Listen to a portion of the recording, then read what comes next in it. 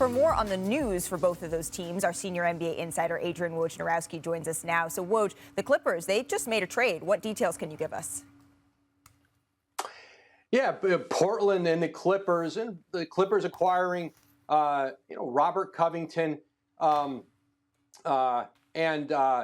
Norman Powell in this trade with L.A. and L.A. sending off Justise Winslow, Eric Bledsoe, Keon Johnson, and a 2025 second-round pick that will come via the Detroit Pistons. And for the Clippers, listen, this is them trying to set themselves up with Norman Powell, certainly a high-level two-way guard who has multiple years left on his contract, just signed that extension in Portland. And now you've got a high-level scoring guard who also defends his position very well. And for the Blazers, listen, the emergence of Anthony Simons this season, their terrific young combo guard, allows them to move off of the rest of Powell's money.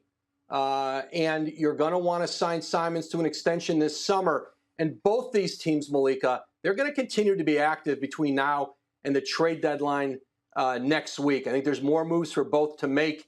But I think for L.A., now the chance, they're looking down the road. Norman Powell's under contract, and they have a player who, really fits in well with PG and Kawhi Leonard. And we will be covering all of those moves as they're made. But Woj, yesterday after the game, Clippers coach Ty Lue, he said that we know Kawhi's probably not going to come back. That's a direct quote. And he also said, we don't know the status of PG. So what can you tell us about the status of that Clippers superstar duo?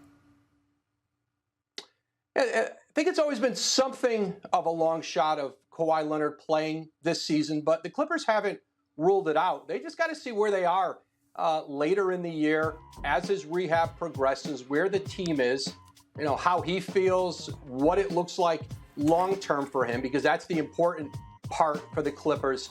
They haven't closed that door yet, but I think Ty Lue is echoing the idea, that it's still a fairly short window with an ACL injury for him to play again this season and what's left in the season when he might be ready. And then Paul George, listen, this is an injury that they've hoped would heal with time. They've pushed back, his tests, some more testing into February. They'll see how it looks, how it's healed. Of course, you want, if you can, to avoid surgery on it. But again, I think there's still uncertainty around both.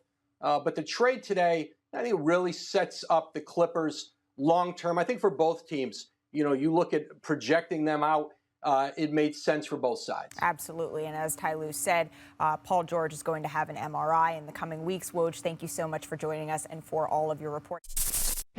Thanks for watching ESPN on YouTube. For live streaming, sports, and premium content, subscribe to ESPN+.